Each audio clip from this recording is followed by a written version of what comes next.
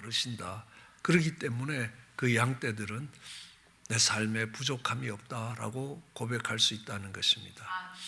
오늘은 우리를 보호하시는 우리의 목자, 지팡이와 막대기로 보호하시고 또 상을 베푸심으로 그들을 보호하고 또 머리에 기름을 부음으로 그 양떼들을 보호하시는 목자 되신 우리 여호와의 손길들에 대해서 살펴보고자 합니다.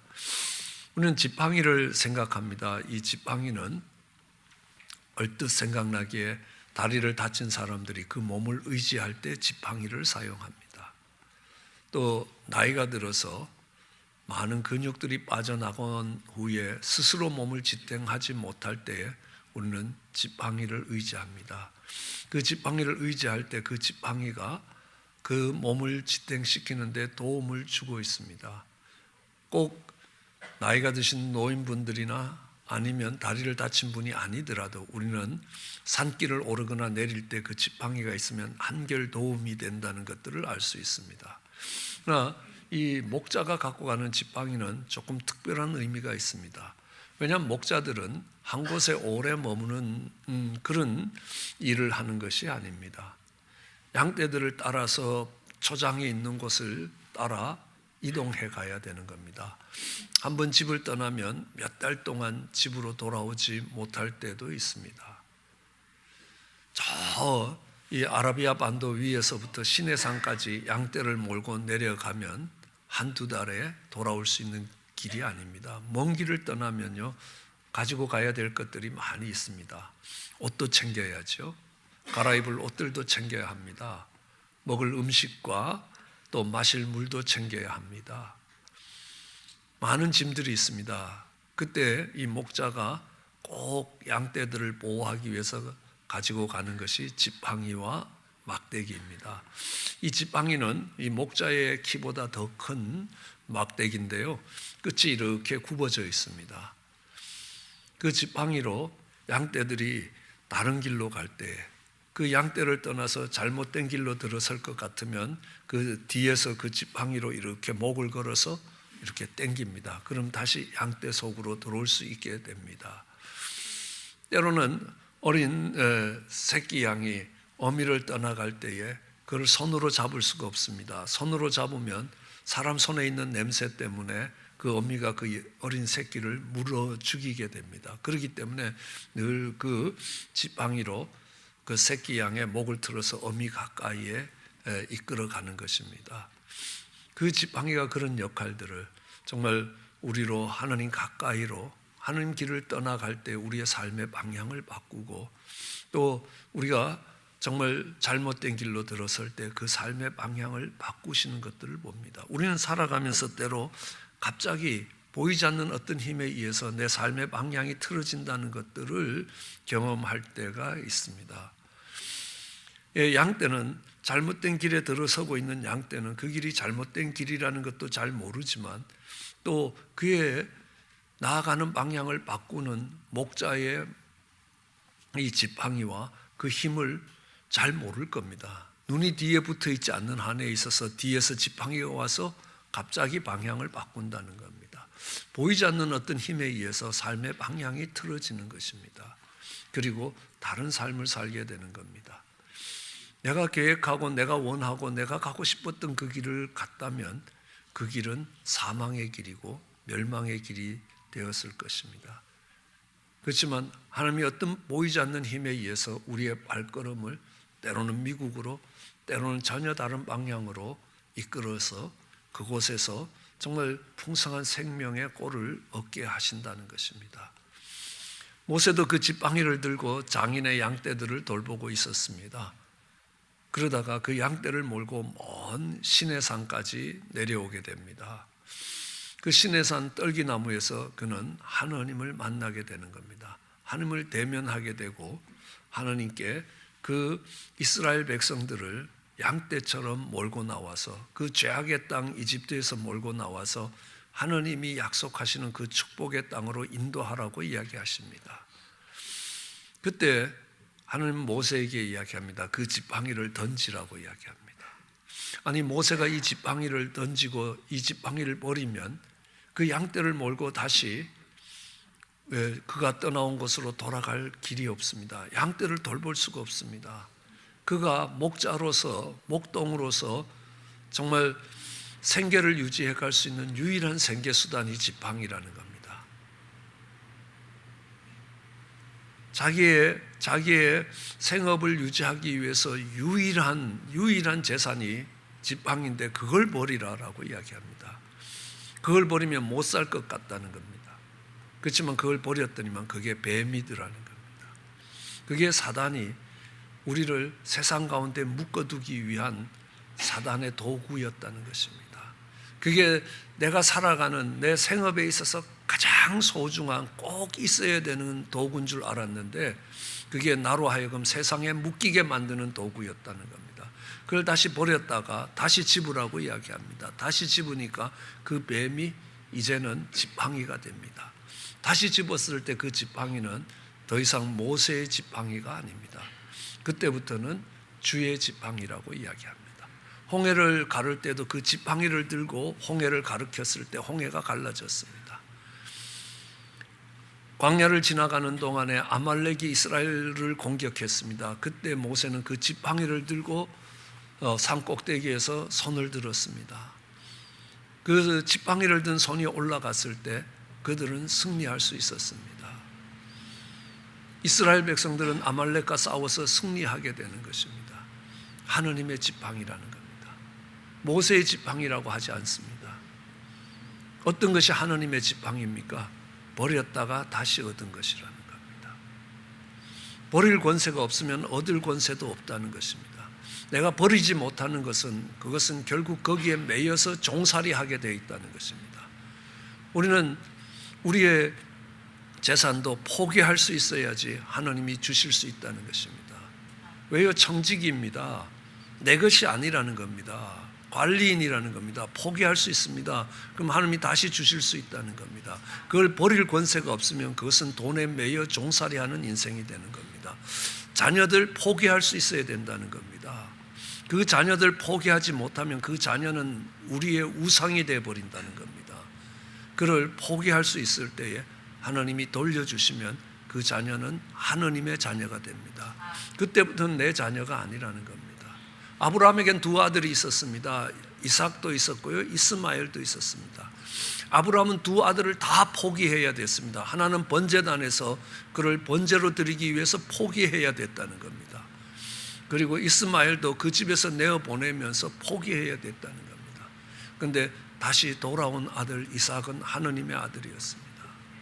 이스마엘은 그렇지 않았습니다.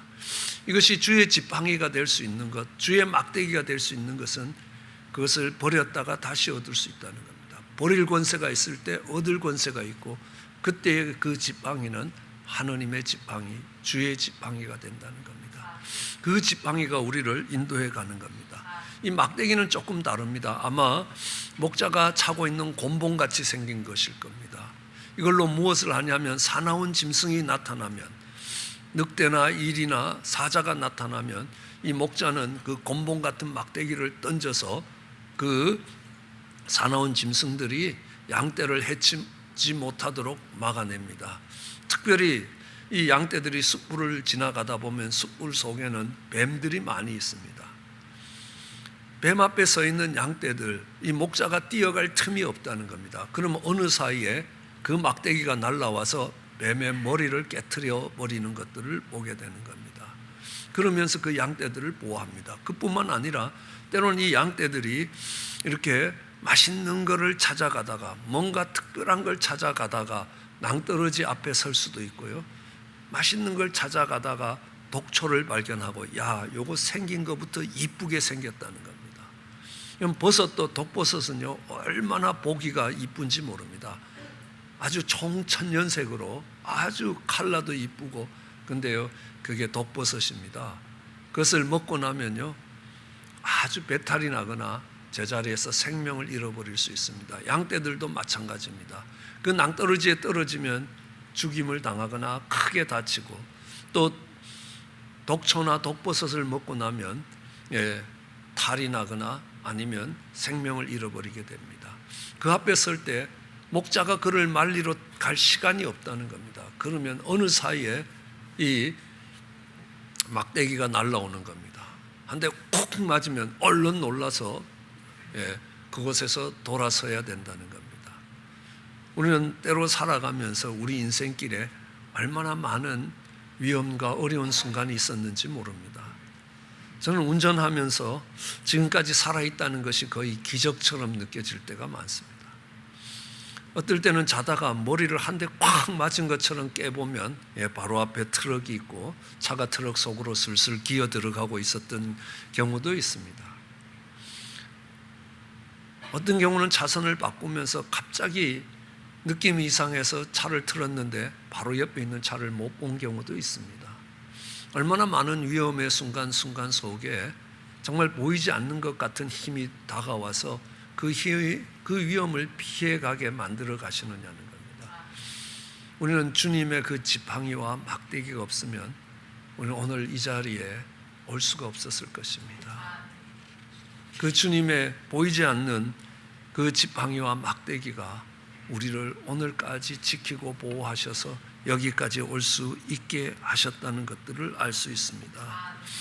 또 이 양떼들은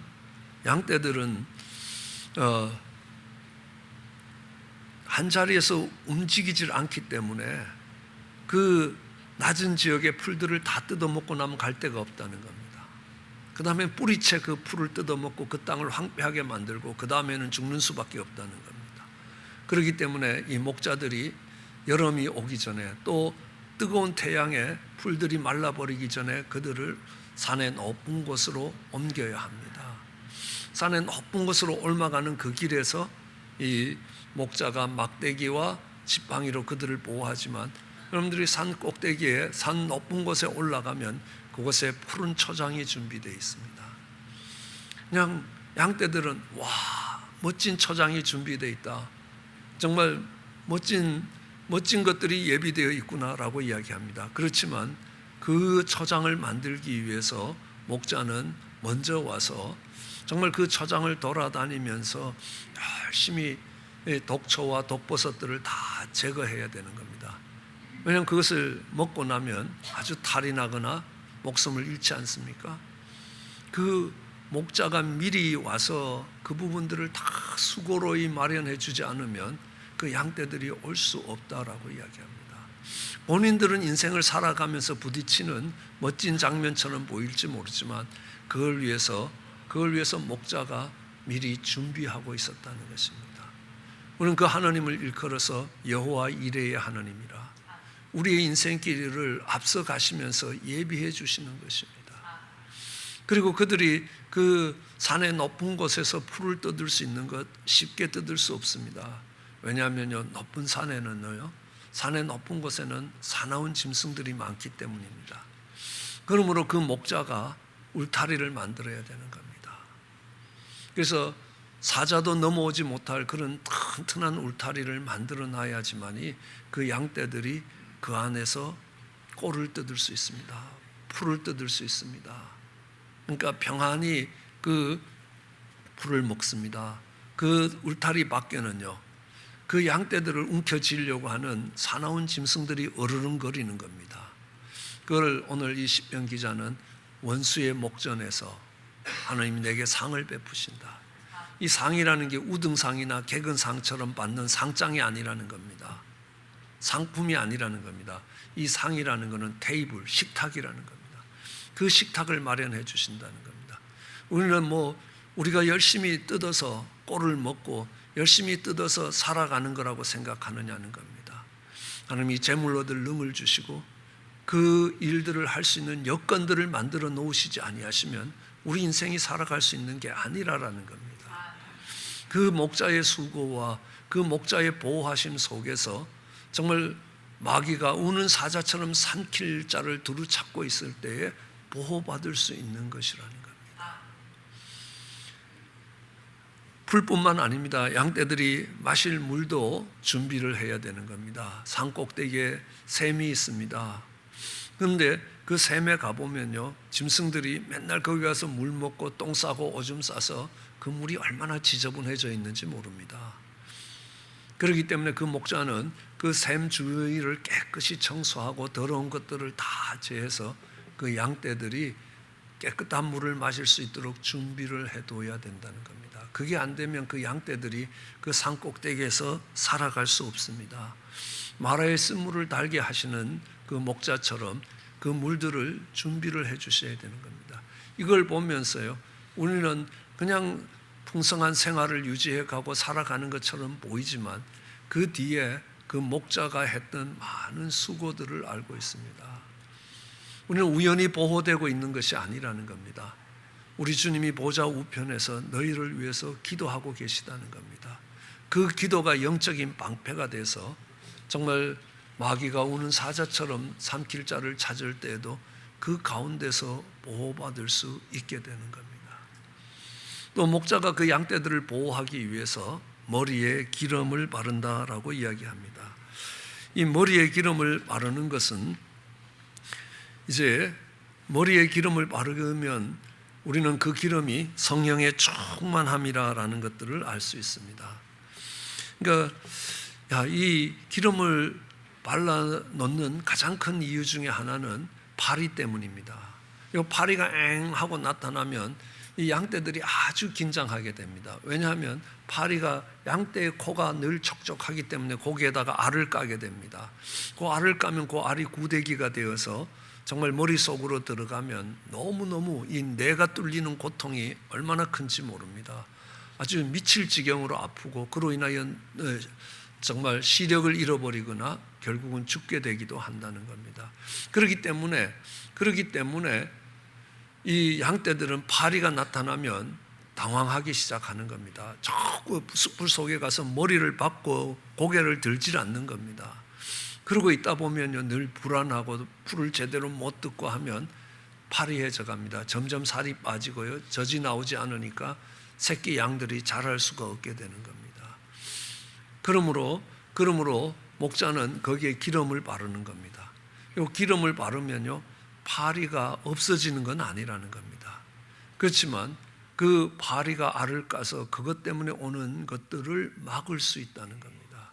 그렇기 때문에 기름을 발라 두어야 된다는 겁니다. 우리는 사소한 일 하나가 우리의 인생에 방해가 될 때 얼마나 힘든지 모릅니다. 손톱 밑에 가시 하나 바뀌어도 그게 얼마나 힘든지 모릅니다. 그러나 성령 충만함을 입고 나면 그게 중요한 문제가 아니라는 것들을 깨달을 수 있습니다. 그 문제에 더 이상 그 문제가 없어지는 건 아니지만 그 문제 때문에 인생이 흔들리지 않는 자리에 갈 수 있다는 겁니다. 그 다음에 이 기름을 바르는 또 다른 이유가 있습니다. 이 기름을 바르면요, 이렇게 양떼들의 전염병을 예방할 수 있습니다. 이 병이 있는 이 양이 어느 날 옆에 있는 양에게 가서 이야기합니다. 아주 가깝고 친하다고 정말 머리를 맞대고 수군수군 됩니다. 그러면요, 그 병이 전염되더라는 겁니다.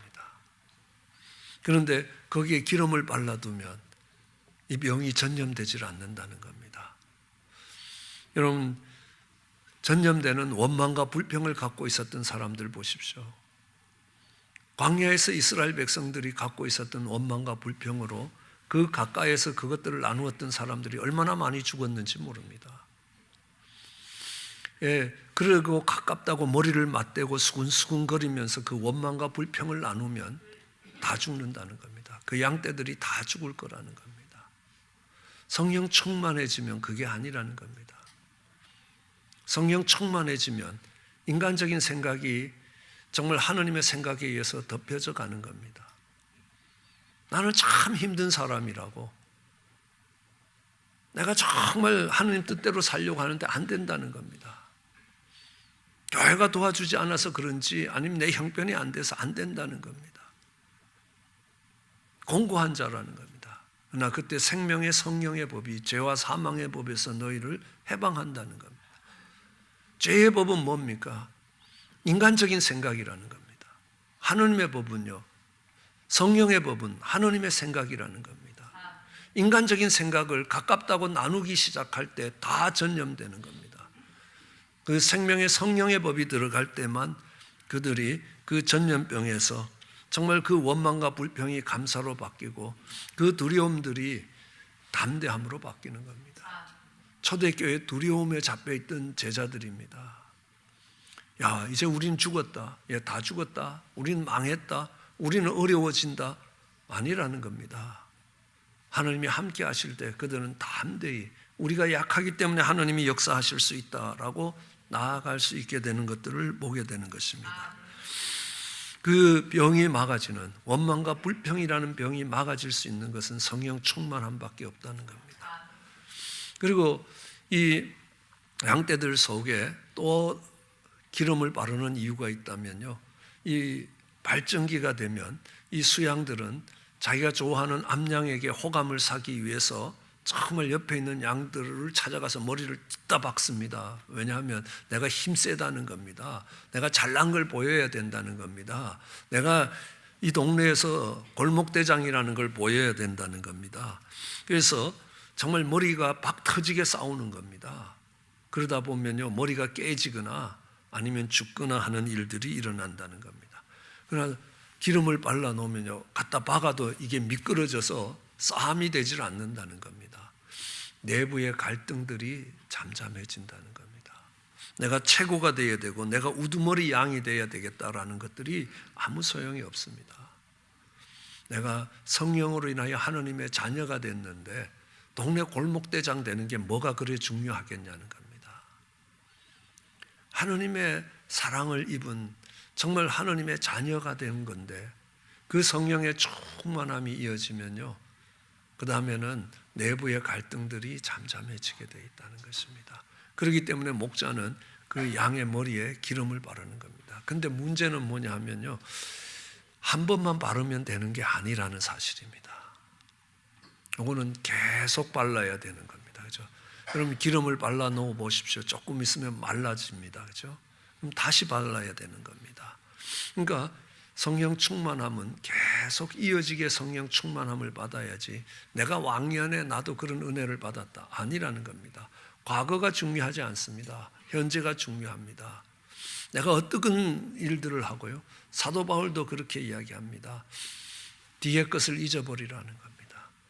뒤에 멋진 일을, 정말 성공적인 일을 했냐는 겁니다. 그것이 나를 교만하게 만들 거라는 겁니다. 뒤에 실패했느냐, 그것들이 오늘 나를 좌절하게 만들 거라는 겁니다. 주님은 그걸 물으신 게 아닙니다. 네가 지금까지 뭘 했느냐는 게 묻는 게 아니라는 겁니다. 그게 중요한 게 아니라는 겁니다. 지금 네가 내 손을 잡고 일어설 거냐 아닐 거냐는 겁니다. 주님을 3번 부인한 베드로에게도 지금 내 손을 잡고 일어설 거냐라고 이야기를 하시는 겁니다. 그러므로 정말 지금 성령 충만함이 계속 이어져 가야 되는 겁니다. 성경은 우리에게 이야기합니다. 성령을 소멸하지 말라라는 겁니다. 소멸된다는 겁니다. 소멸하지 않기 위해서 우리는 어떻게 해야 합니까? 구해야 되는 겁니다. 구하면 주실 것이고 찾으면 찾을 것이고 두드리면 열릴 것이고 구하는 이마다 받을 것이고 찾는 이마다 찾게 될 것이고 두드리는 이마다 열리게 될 것이라. 약속하십니다. 너희가 악할지라도 자식에게 좋은 것을 줄 줄 알거든 하물며 천부께서 구하는 자에게 성령을 주시지 않겠나. 구하시면 하나님이 그 성령의 충만함을 채워주시는 겁니다. 그 기름 부음이 주어지면요, 이제 내부의 갈등도 외부의 번잡함도 정말 다 없어지게 되는 것입니다. 그래서 하나님의 영광을 위해서 살아갈 수 있는 건강하고 복된 삶이 될 것입니다.